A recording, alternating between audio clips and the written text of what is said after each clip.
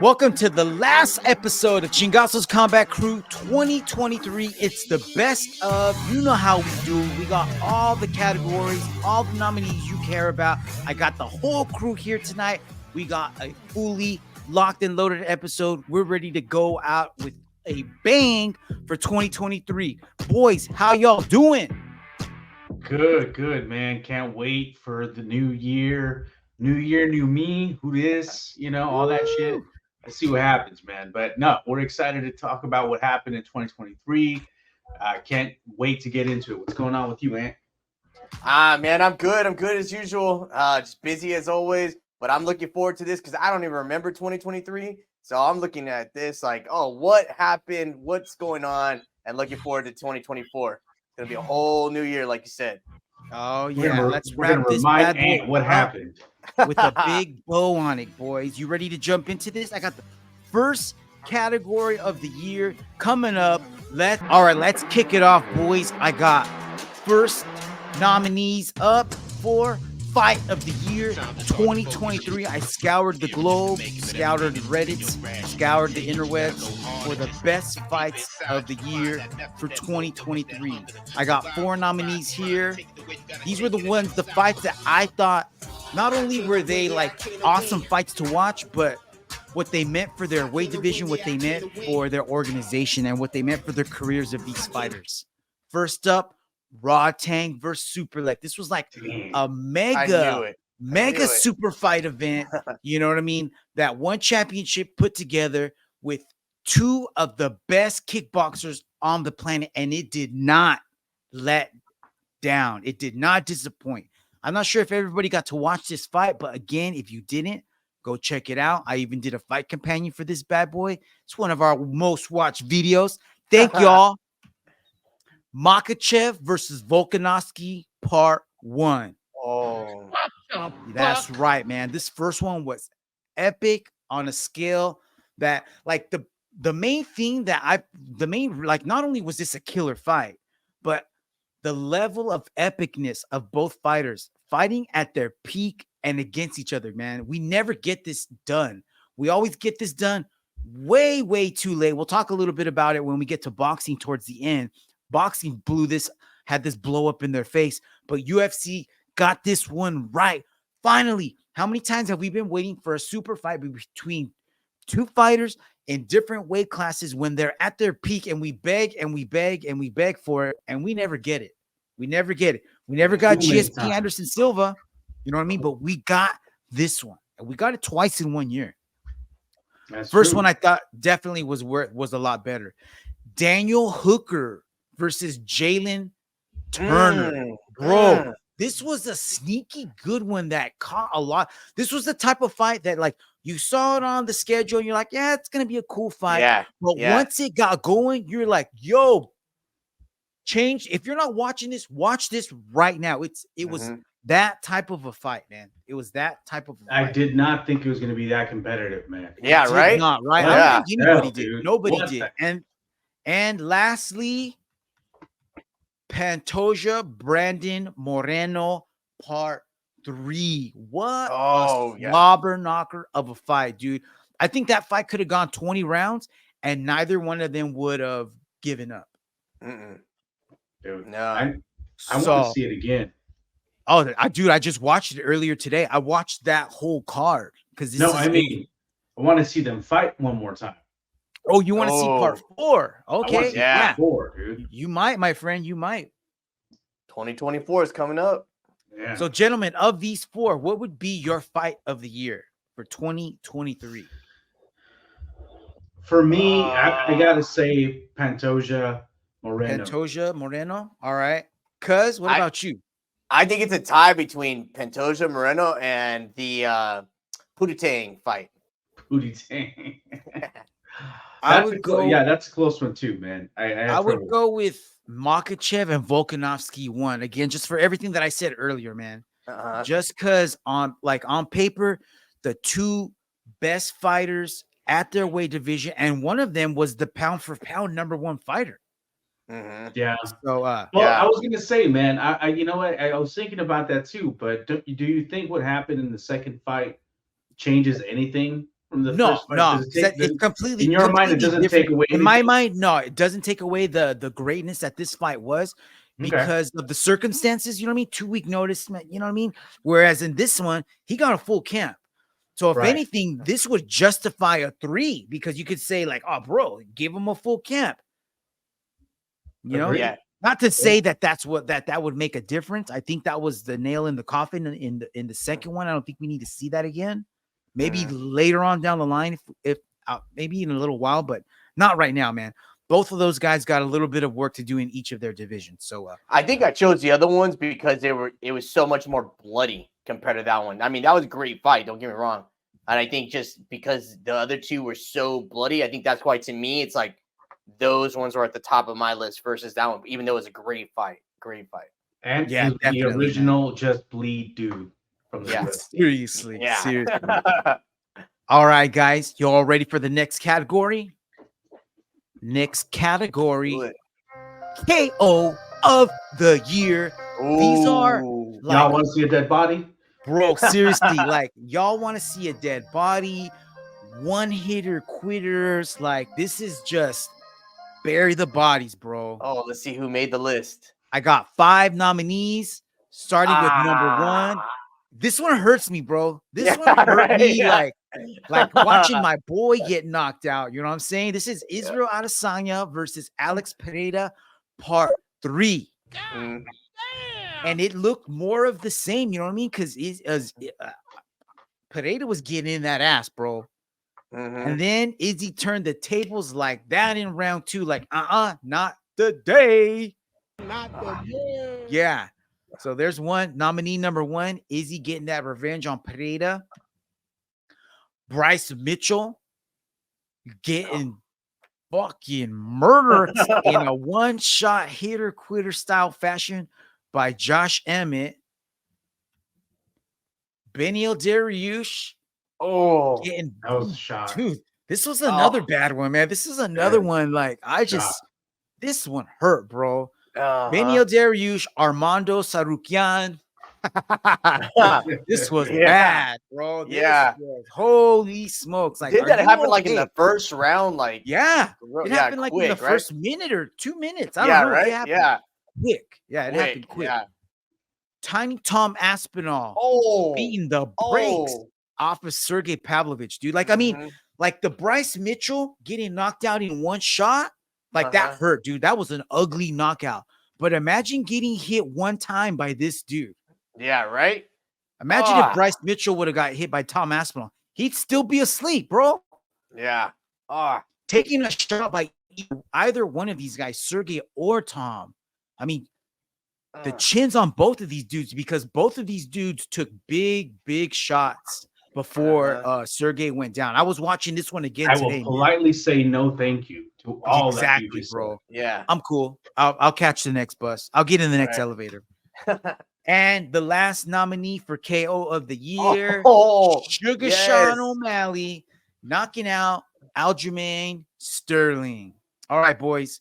What was your knockout of the year? O'Malley, Tiny Tom, Arman Sarukian, Josh Emmett, or Israel, Izzy Adesanya? Or do you have a nominee of your own that I didn't put up? No, I think you got it, man. I think if I'm just gonna go on the knockout alone, just a knockout, just examining that act of knocking somebody out and nothing else, it's gotta be Josh Emmett.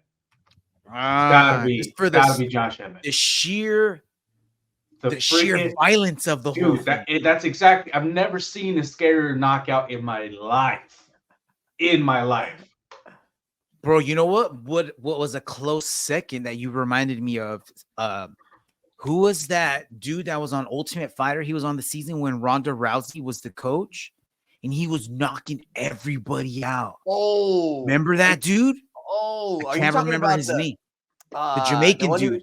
The one who do the back kick, and he just fucking. I forgot his name, bro. But remember, there on the mat. He would the guy scare the shit out of people, dude. Too, yeah, man. I remember, right. When he knocked that one dude out, he was like, yeah. He's all, yeah. That was ugly, bro. So I'm with you, Fonzo. I think if I change this category to the most violent KO, it would definitely be Josh Emmett.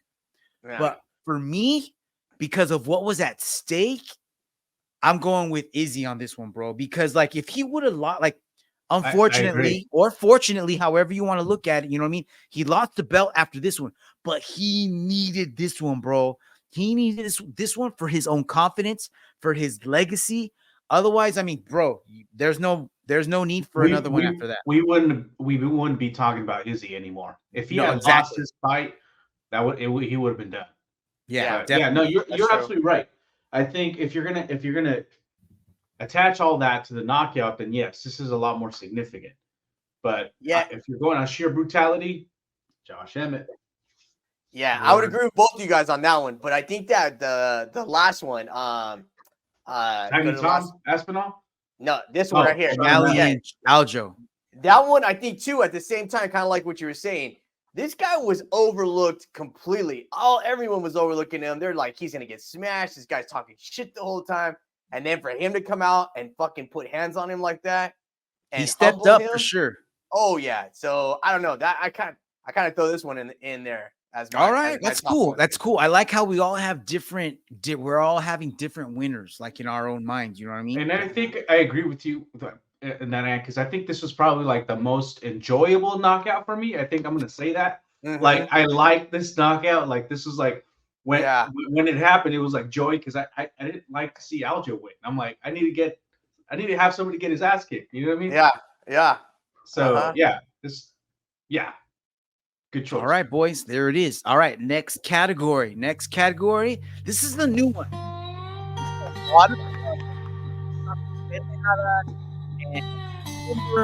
And just fucking good old fashioned cheeseman, bro. So I added this category, and I'm calling it the MMA what the fuck moments. So these are like events that we started in the group chat with the boys. You know, like Fonzo, stop sending us pics of your balls, bro. Check out what the fuck is going on over here. Can't stop him.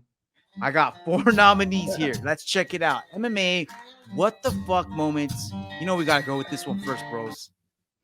MMA Guru versus the Machados. Bro, MMA Guru just pulled the sheets on Ian Gary. Ian Gary thought he was just gonna roll through life with all these pendejadas all on his shoulder, on his sleeve for the world to see, and no one was ever gonna say anything. And MMA Guru was like, bro, you got a fucking booger on your hand. You know what? You stepped in dog shit. And then Ian Gary's like, hey, you can't say that out loud. So it's kind of like that, bro. MMA Guru under attack. Next MMA what the fuck moment. How about this? This just happened a couple weeks ago. Sean Strickland, DDP, throwing down at UFC 296. What the hell? You know what? I think this is scripted, fool. It had to be scripted. There's no way that this was fucking legit. This makes me think that it's more like WWE stuff. Because I don't know, man. I think there's just so close to each other. But that's what they always do. You know what I mean? Like, when have you ever seen fighters somewhere else when there's no fighters around? Like, they always put them together. What I'm saying was them putting them that close together was for sure on purpose. But the fight, Sean Strickland telling people to move out of the way, that was completely like I don't know, man. Happened. If you look at a clip again, Sean Strickland's putazos seem like WWE putazos. They don't seem like real putazos. The first one seemed dumb. Like he was just like you know what I mean? But Sean Strickland's not smart enough to come up with something like this. This is definitely gonna sell hella pay-per-views. The other thing I was gonna say, that's Duvino's kid. Did you know that? Yeah. That's Duvino's family. That's his wife. Yeah. Oh, yeah. shit. I didn't know that. All right. Next, what the fuck moment. At the beginning of the year, Dana White slapping his wife in Mexico, and then he officially launches Power Slap. What? That was a launch. Awful, bro. Awful. And then the last what the fuck moment of the year, Alexa Grasso, 10-8, round 5. Yeah. Oh, I agree with that one. All right. So, what was your what the fuck moment of not 2023? Like, I would say this 10-8 was like it was a what the fuck moment, but it was almost like like this we've really seen this could have before. this really could have fucked shit up because this is like boxing bullshit. Uh-huh. Yeah, but You we've know what I also seen this shit before. But not at this stake, not in a championship fight, though. Yeah. You know what I mean? Like they can do this on a prelim fight. They can do this on a main, even a main event of a fight night pass, a fight night card. But you can't do this on a championship fight if you're trying to be legitimate. If you're just like, hey, you know what? We're gonna put Sean Strickland and DDP together, and we're gonna make him fight, and then you're gonna follow this script. Or hey, you know what? We're gonna have this person be the champ because they're more popular. Or you know what I mean? Like that's when people start to get upset. You know what I mean? When people start cutting the line and they start making matchups that don't make sense. Luckily for the UFC, a lot of the gambles have paid off, but some of them haven't. You know what I mean? Yeah, yeah. So I would my MMA what the fuck moment would probably be Dana White starting Power Slap after what ended up happening. Like to me, that was just like, bro, if we're gonna do that, we're gonna pretend like nothing happened, then whatever happens from here on out, like you can't really say shit about. And that's what we've been seeing. Like they just keep ramping it up and ramping it up and ramping it up. There's no honor. There's no, not to say that that's what the UFC was based off of, you know what I mean? But like if you go back to what combat sports originated, everything originated from boxing. And boxing for a lot of people was considered like even though they're beating the shit out of each other, it was always like a gentleman's sport, like a gentleman's agreement where you're not going to say, you don't really need to say anything because you're going to fight and you let your fighting speak for itself.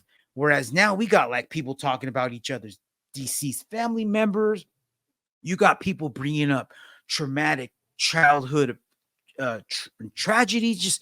It's just constantly crossing the line and it's becoming like WWF at some times, you know? So makes me feel bad for even having this category, but that's for sure my what the fuck moment. Dana White, what about you guys? I gotta say that's it. The slap. But it's not just his slap, the slapping his wife. I mean, yes, that's part of it, but just him continuing to promote Power Slap. That to me continues to be a what the fuck moment. Like the audacity. Like, how dare you, bro? And how dare you use UFC to promote Power Slap?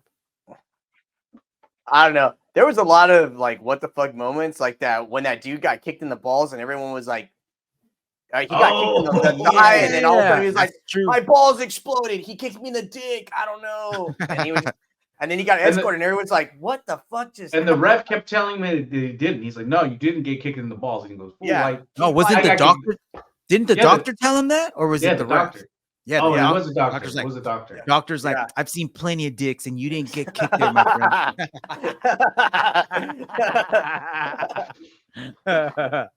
All right. So I'm gonna say that was my what the fuck moment right there. All right.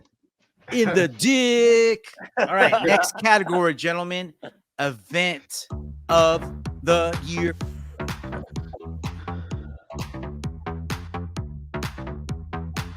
Bellator, PFL, but good Lord, man, it's hard to not put all the UFC. Like there are so many UFC events that I want to put on here because they just kept cranking them out and cranking them out. Not to say that they didn't lay some fat eggs, man, because they did. But I got, let me see, 1, 2, 3, 4, 5 categories here, my friends. UFC 290. I just watched this one yesterday. Main event, Alexander Volkanovski, Yair Rodriguez. Co-main event, we talked about a little while ago. Brandon Moreno, Alexandre Pantosja, part 3. Robert Whittaker, DDP. Jalen Turner versus Dan Hooker. Bo Nickel, Val Woodburn. And then look at those prelims, bro. Remember Robbie Lawler, Nico Price? Oh, shit. Yeah. Dude, that was Robbie Lawler's retirement fight. Yeah. Tatsuro Chida taking on our boy, Edgar Chairez. Hideki Gomes, bro. Remember that Hideki versus Gomes fight? Oh yeah, that was dude. That girl Gomes just freaking launched on Hideki like a pit bull on a chihuahua, bro. Yeah. And then that Jimmy Crute, Alonzo Menefield, bro. Psh, This was a sick ass card. Yeah. UFC 285, the return of John Jones. John Jones took on Cyril Gahn. Co-main event, Cousin Ant's fave. Alexa right. Grasso getting that strap from Valentina Shevchenko. Bo Nickel took on this Pickett dude. It got beat up. Matthias Gamrot, Jalen Turner, Jeff Neal, and Shavkat Rakhmonov. You guys remember that? Dude, Jeff Neal went almost 3 rounds with him before he got subbed. But they were going back and forth, like Aaliyah used to say. What about fucking Garbrandt and Jones? Dude, that was amazing fight. I don't remember that one. Were they? Yeah, going neither back did and I. forth? Yeah, neither did I. That shit I just remembered Cody's last fight, but I don't remember that one. right? What about this one, dude? This one was a banger strictly for the violence that was displayed on this card. BKFC main event, Mike Perry beating the brakes off of Luke Rockhold, dude. And Ooh, then he made the him lose co-main- like 4 teeth. Yeah, dude, remember that? He freaking put a suspension to Luke's modeling career there for a while. And then Chad Mendes, Eddie Alvarez, dude, that was a slobber knocker, man. Those That's what two I remember you dudes saying that. were Yeah. going at it. And then the ladies, dude, that Christine Ferreira, Beck Rawlings, they had to have a rematch because that was the one where the doctor stopped it. Oh. And then Josh Copeland, Ben Rothwell, that was a burner, bro. Burner. Mm. This one went down a couple weeks ago. This was a boxing event. Like it was amazing for the amount of talent that they put on this card, dude. They had Bivol on here, Anthony Joshua on here, Deontay Wilder. Dude, just so many fighters and so much was at stake here because the co-main event and main event needed a certain result so that they could set up a super fight. And this is what I'm talking about. It fucking blew up. So Deontay Wilder ended up losing to, I think the guy's name was Joseph Parker.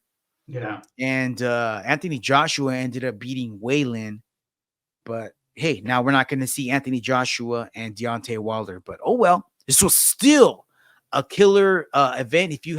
If you can somehow manage a way to watch this, hella knockouts and big ass dudes, man. Big ass dudes. Here's a jiu-jitsu event that I threw on because everyone's always saying, jiu-jitsu's boring. There's no submissions. Bro, watch Nogi. Watch UFC Fight Pass. Specifically, UFC Fight Pass 5. How many subs did we have on that card? 1, 2, 3, 4, 5, 6, 7 subs, including the main event. How many times can you say that about any type of event, dude? Let's just talk about some of the matchups on this card.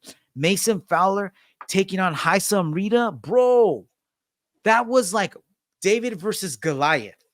And Mason got the sub.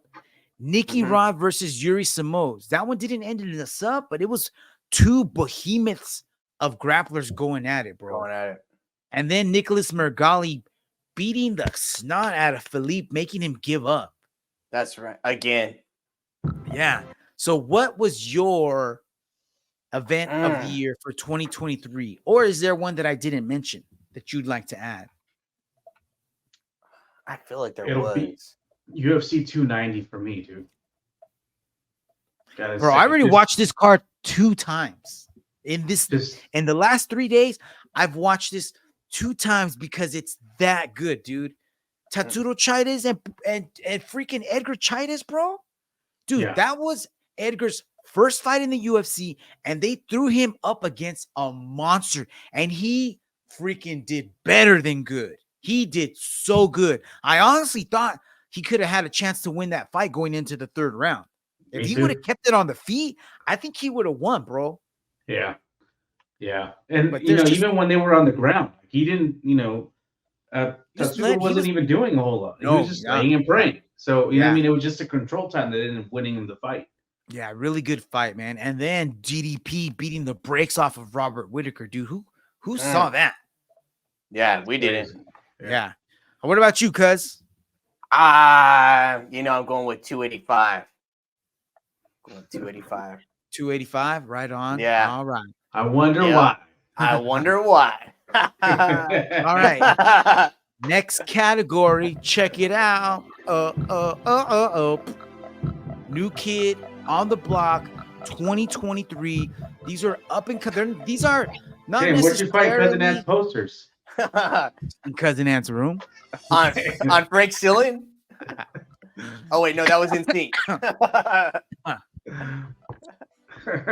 All right, so what I got here, I compiled a list of fighters that may have fought in the UFC before this last year, but 2023 was when they definitely made a splash and let everyone know that, you know what, I'm here for a long time, baby. Starting it off, I got 5 new kids on the block. Check it out. Edgar Puro Chicali Chides, bro. You know we had to throw this guy up on there, man. Got a fight coming up early quarter 1. Can't wait to see what you're gonna do, bro. Bo Nickel. Yo, Dana White was like, you need more experience. And then he just let him in one fight later. Whatever. Bro, what about this? Diego, worst tattoo in the UFC, Lopes. Peyton, the Matrix Talbot.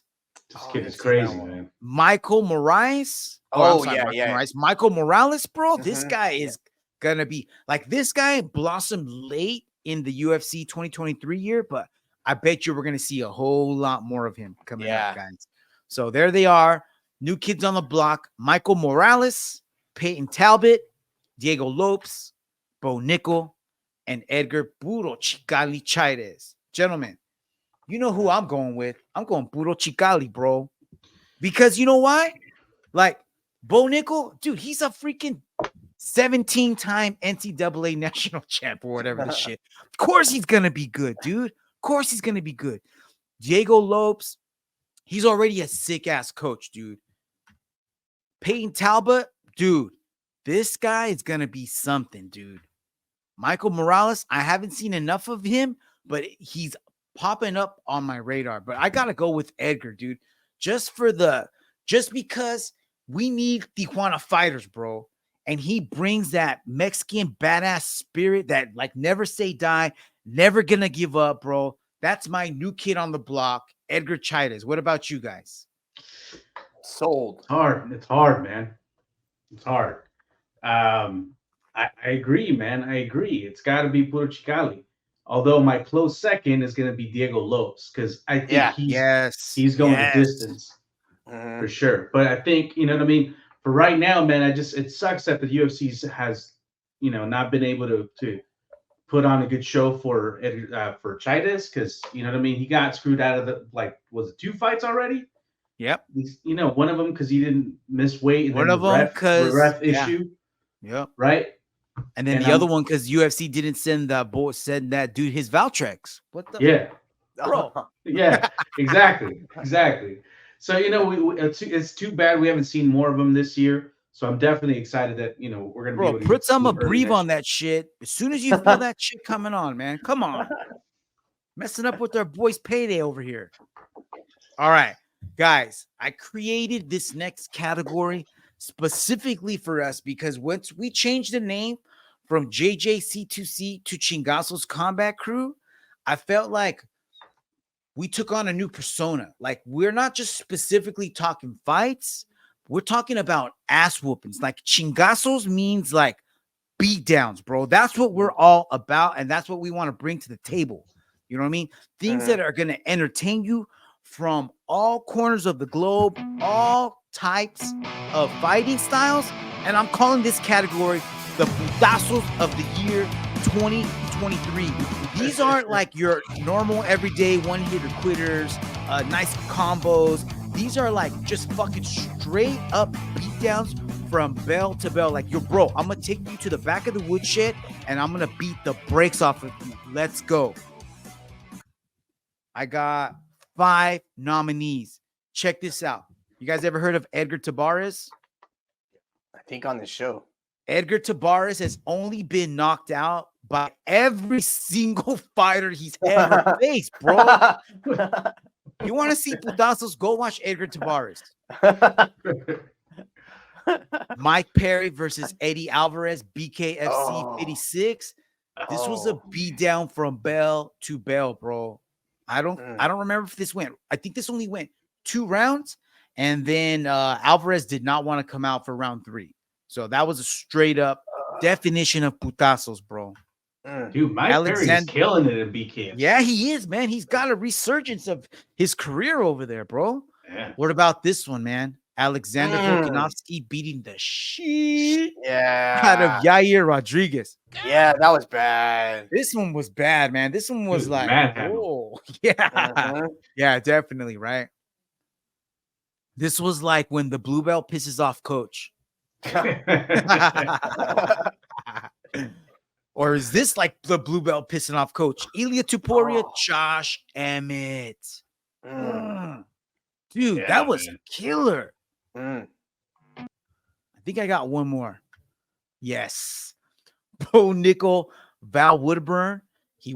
Val Woodburn, not here for a long time, only here for a good time. And that's a good time. I was going to say, it doesn't seem like a good time, but all right. All right. It was good. It was a good time for everyone watching. Yeah, right. All right. So what would you guys give your putazos of the year 2023? Bro, I'm giving it Mike Perry, Eddie Alvarez. Yeah, I was gonna say that was my choice, man. Just unanimous. Brutality of it. Yeah.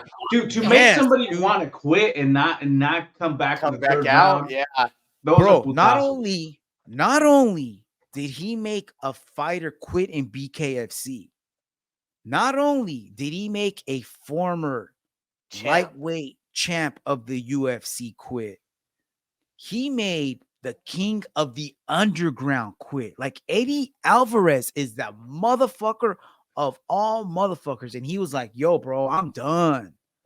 So, yeah, that has to be my putazos of the year, bro. Yeah, he also did that to Luke afterwards. Luke Rockhold, though, right? He did, dude. Like, every one of his fights is a putazo of the year. Technically, yeah. All right, you guys ready for next category? Taking it back to jiu-jitsu. Submission of the year 2023. I got 4 nominees. Let's go. There you go, cuz. Lexa Grasso versus Valentina Shevchenko. We're gonna start calling that move with the rear naked over the chin, the Grasso. So this was the unleashing of the Grasso. Diego Lopes versus Gavin Tucker. Remember this one? This was like that triangle, and then he freaking flipped him over and turned it into the armbar. Oh, God, that hurt. That looked like it hurt. Still hurts. I bet you guys haven't seen this one. Check this one out. This was from some organization that I've never heard of, but you never see these, bro. You never see these. Louis Glisman versus Melvin Van Suijam. MBS shoves it back inside. What you guys think about omoplatas? Check this out. 10 seconds left in this first. Dude, he almost other side, but it's not even locked in. Oh, yeah, he did. Yep. Oh. He spun out of it the first time, and then he spun again. That's why, like, look, he was. I think I've only seen like 2 omoplatas in my life in MMA. One of them was in Pride, long ass time. And I think those are the only 2, dude. Yeah. Killer, bro. Killer. All right. How about this? Damone Blackshear getting the twister. Oh, the twister. Jose Johnson. This one was sick, bro. This one was killer. I got a clip of it, but it's just barely at the end. Check it out. Damone Blackshear hitting the twister. There it is. All right, gentlemen. What's your nominee? What's your pick? I'm gonna have to go with the omoplata just because you don't see him. Just because you don't see him. Yeah, I gotta say the omoplata. That was impressive. Yeah, that was impressive. I'm kind of torn, man. I'm torn between. Yeah, exactly, man. I'm torn between the Oma and the twister, just because, bro, you never see him. You never see one. So, but I feel like I've seen more attempts at this one, especially early on UFC. I've seen more attempts at this one versus the omoplata. You don't really see that. I don't know. You've only seen like, I think it's the second twister or the third twister. It's almost the same. You know what I mean? Yeah. So I'm gonna go with Damone Blackshear with the twister, just because it's fucking painful as fuck. All right.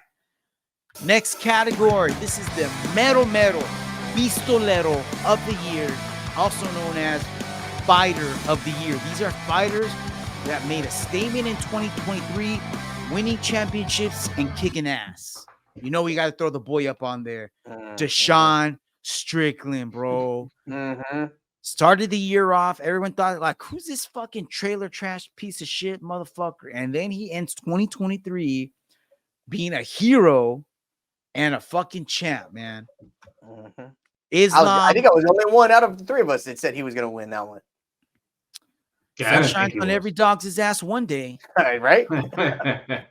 Islam Makachev. Stamp Fairtex.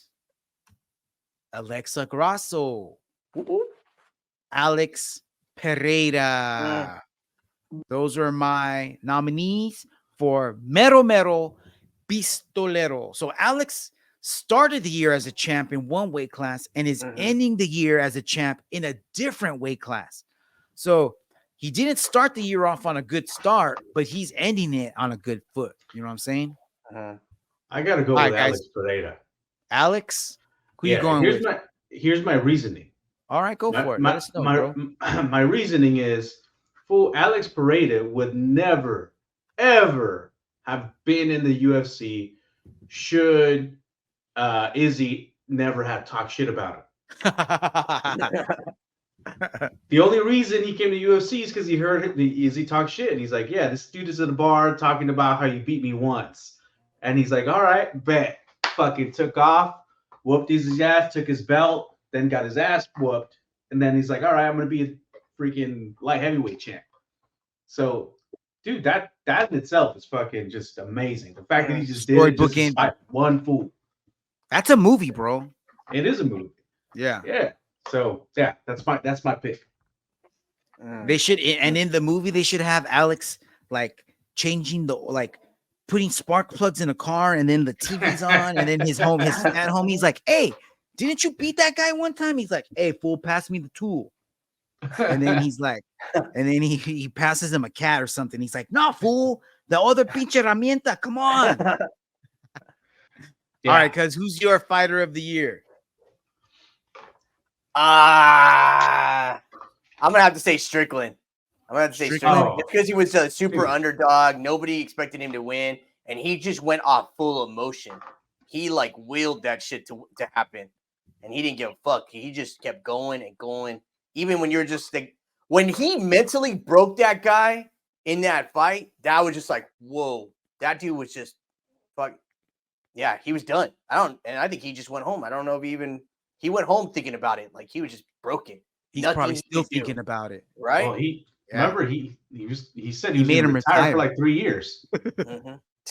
He didn't even do the press conference. Remember? Yeah. He didn't even do the press conference afterwards. He was just what the fuck just happened? Yeah.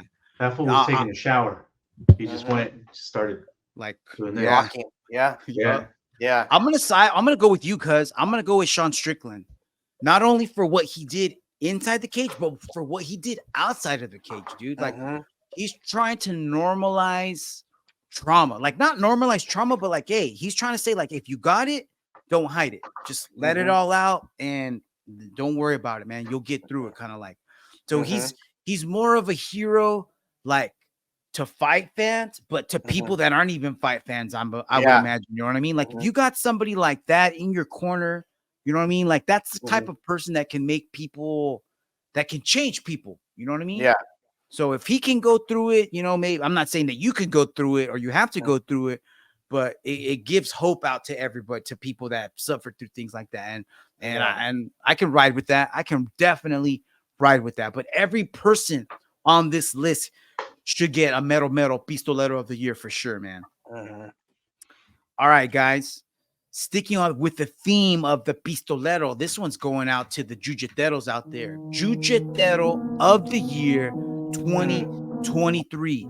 It was an off year because it's not an ADCC year, but it's starting to heat up because it's starting to heat up.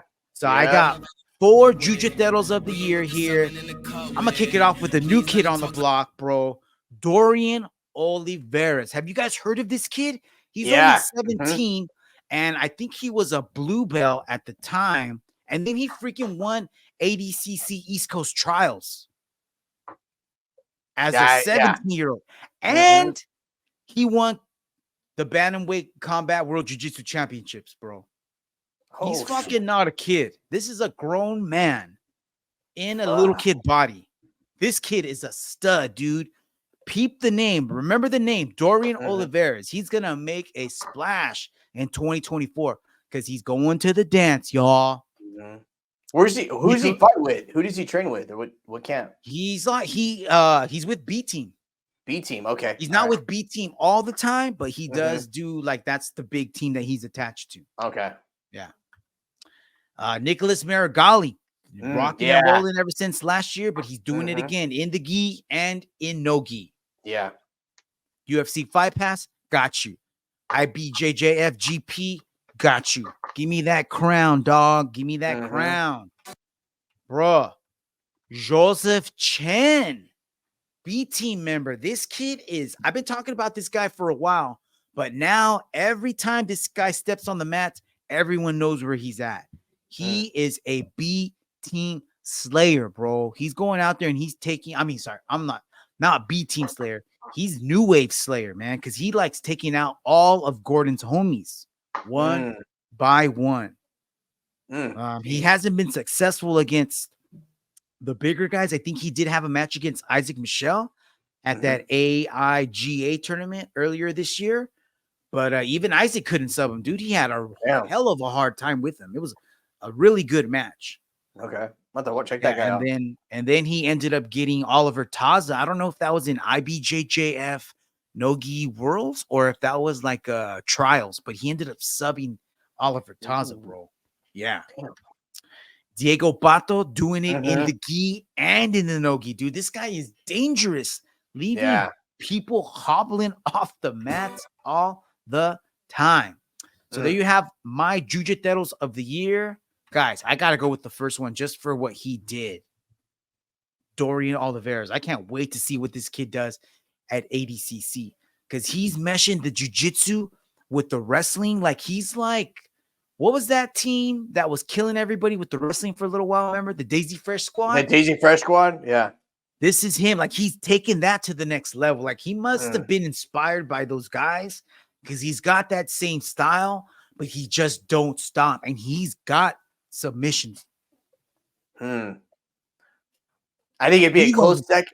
I think it's a close second with him and Marigali. Just because Marigali went from like gi, and then all of a sudden this coming year, he was like, oh, you know what? I'm gonna do no gi. I'm gonna train a little bit. I'm gonna go, and then he just like, I got it, and he just fucking has been on a terror. So I think it's started jogging, and now he's like in full sprint. You might, no, don't get me wrong. This guy, is doing great. He's young. He's done something impressive and everything like that. But I think Marigali over the whole year, has done a little bit more. So I get to make Marigali on this one. Or not only that, but his accomplishments are a lot higher. You know what I mean? Because he's like every time Marigali gets on the mats, he's going up against a number 1 rank, a number 2 rank, a number 3 rank. Whereas Dorian, he's still just getting started. Right. So I could see that. That's a good one. Yeah.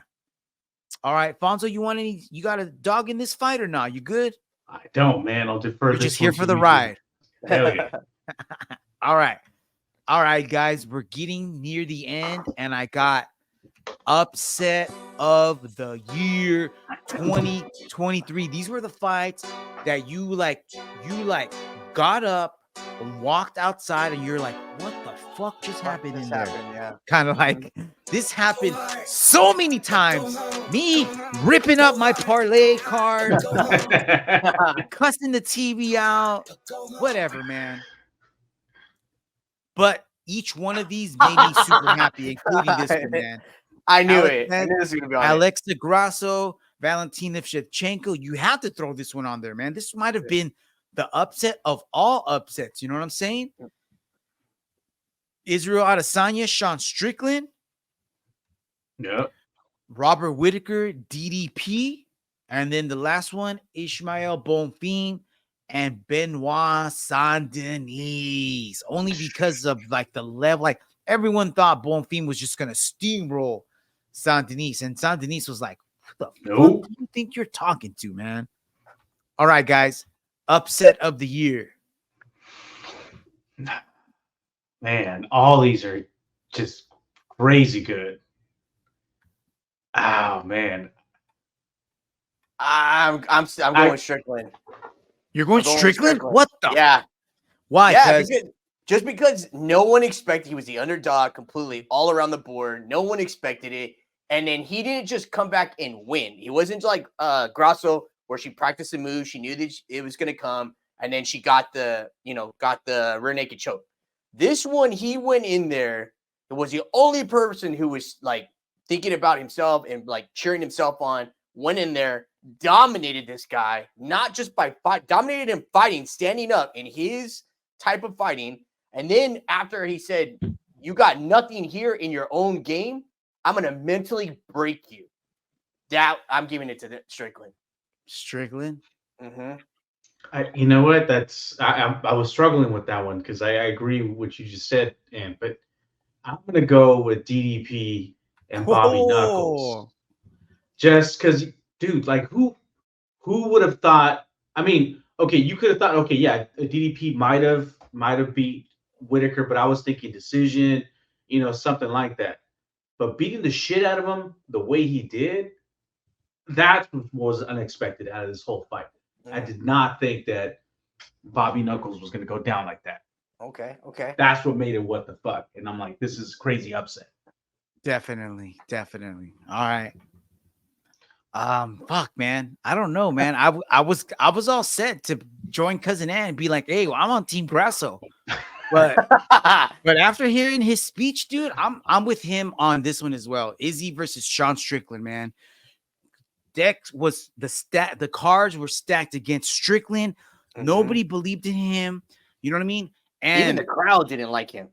Yeah, they didn't. Well, I mean, because they were fighting in Izzy's backyard pretty much. You know what I mean? But leading up to the fight, Sean Strickland was like cool as a cucumber, dude. Like he was gonna get into a fight with some douchebag on the beach before the fight because he was doing Sean Strickland shit. Wearing a fucking Crocodile Dundee hat, walking around the beach, talking shit to people instead of being in the hotel room studying tape.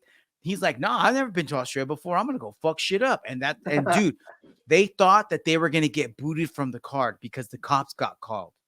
Oh, so yeah, man. Like this was my fucking upset of the year, for more reasons than just being the fight. You know what I mean? Like he crashed the entire party, bro. Mm-hmm. But close second though, Alexa Grasso and Valentina Shevchenko for sure, man. All right, so there we got it. We got 2 for Strickland and 1 for DDP. All right, boys. Last category of the year, and this actually isn't even like a category. This is just like more of a tribute, man. I don't want to make anybody cry, but fuck, man, you know how it is, bro. It's like everything comes to an end. You know what I mean? Like nobody gets to be at the top of the mountain forever. And these fighters called it a career in 2023.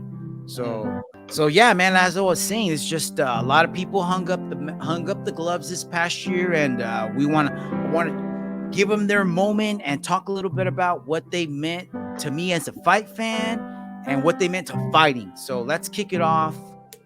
I got a bunch here to share, guys. Bro, personal favorites of mine right here, man. On more. Fuck, man, it's hard to talk about this one because it's like it means so much. Like John Salters is like fuck, dude, jiu-jitsu coach, homie, fighter. You know what I mean? Like this was a guy that was teaching us how to become lethal weapons. He was showing us all his stuff, and at the same time, he would go in and beat the dog shit out of people. You know what I mean? Yeah. And it was just so cool to see for so long because it was like, dude, that's our friend. Yeah. You know what I mean? Yeah. And he's calling it a career, but dude, thank you, John Salter. Thank you for everything, my brother. Thank you for the jiu-jitsu. Thank you for the MMA matches. Thank you for the laughs. But we're excited to see what you do with the rest of your career, man. And also Shogun, dude. Fonzo, I know this was one of your favorite fighters earlier on in the day when we first started watching fights back in the day, man. Way back in the day. How about that Pride GP, bro? Dude, yeah, Came out of that was nowhere. exciting, dude. Right? And then he came honestly, into the UFC. Watching that whole tournament is what like really turned me on into MMA. Like that was it. Like that whole tournament was just like, man, it made me a fan. Brings back good memories, man. Hell yeah. Super good memories. Let's keep it going, guys. Keep it going. Benson Henderson, Glover Teixeira, bro. A lot of people don't know this, but Glover was a WEC fighter back in the day. We were supposed to see Glover fight. Gosh, I can't remember the name of the guy. The guy that fought out of Visalia. He had the swimming pool place. Oh. He fought in WEC. I think he fought in the UFC one time. But he was supposed to fight Glover for the light heavyweight championship in the WEC. And Glover couldn't make it because his visa didn't get cleared in time. And I was like, bro, you dodged a fucking bullet today. I remember that. But eventually he got his visa issues fixed. And look at what he ended up becoming, bro.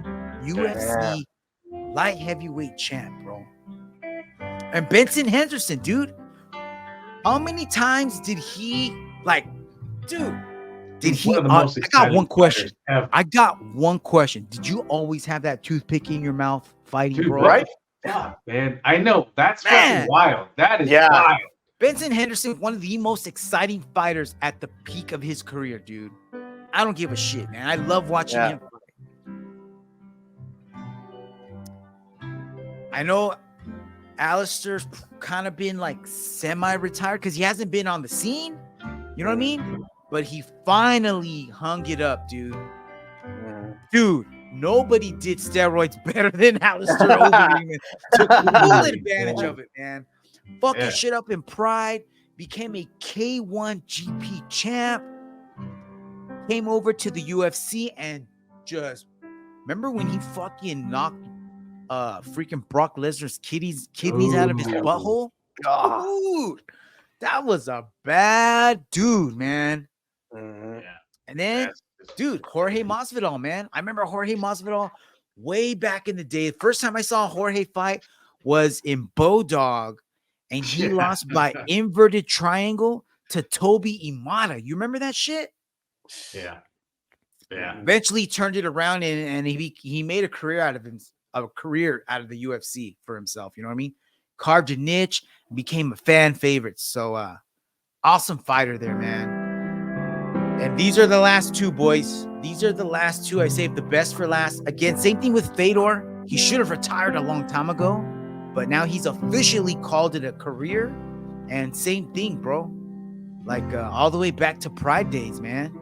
Yeah. There was nobody we wanted to come to the UFC more than Fedor in his prime. And we missed out, dude. We missed out. Can you imagine a prime Kane versus a Fedor? Ooh, Fedor versus Brock Lesnar? Dude, Fedor versus Brock Lesnar is a Pride main event that we never got. Yeah. Somebody make an anime of that.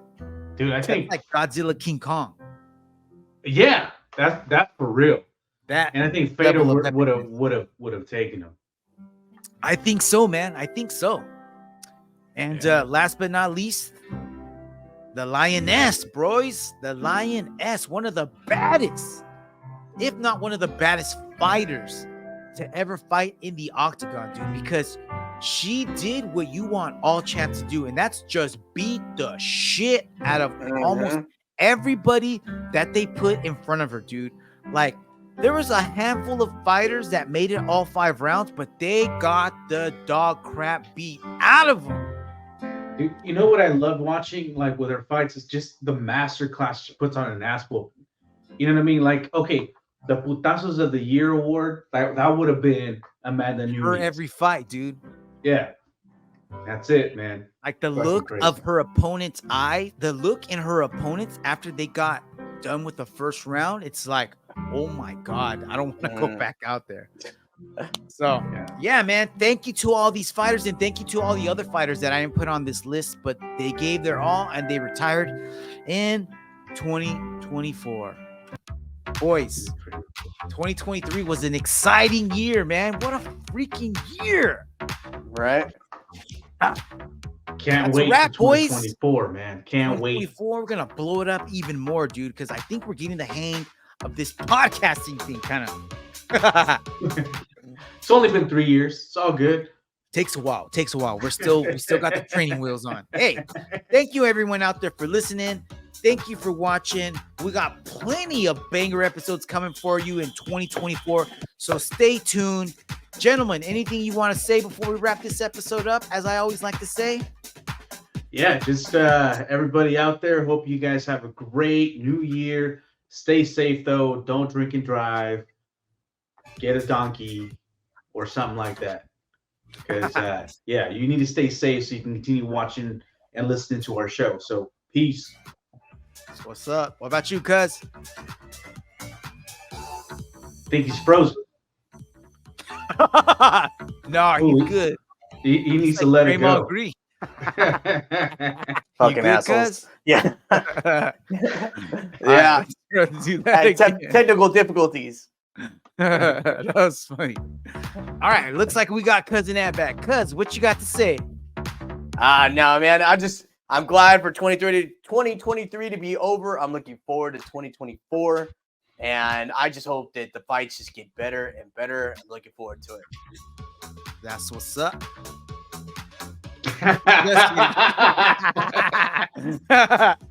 Hey, 2023 got a little bumpy towards the end, but things smoothed out, and I'm really looking forward to 2024. May all your New Year's resolutions come true. Let's hit 2024 like Josh Emmett hit Bryce Mitchell. That's all we got. Yeah. Look for us on the socials. Chingasos crew out. Peace. Coming for you 2024.